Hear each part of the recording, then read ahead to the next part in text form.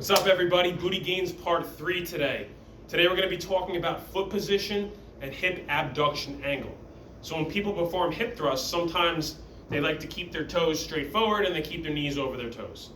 This is fine. If this works for you, keep doing it. If you're not really feeling your glutes too much, I want you to experiment with these two variables. The first one, I want you to play around with the degree of toe out. So what I mean by that, instead of keeping the toes straight forward, I want you to play with how much you turn your foot out. This might help by itself. If this doesn't help too much, or maybe you feel it a little bit more, I want you to play around with your hip abduction angle.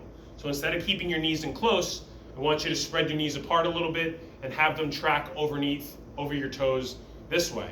Okay? So instead of being here during your hip thrust, experiment with toe out and pushing the knees out a little bit wider. So this might mean your heels have to come out to like hip width apart, maybe a little bit wider. Maybe some of you might find a little more comfort if your heels are a little bit inside of your hip width. But play around with those two variables and find your sweet spot for maximizing your glute recruitment.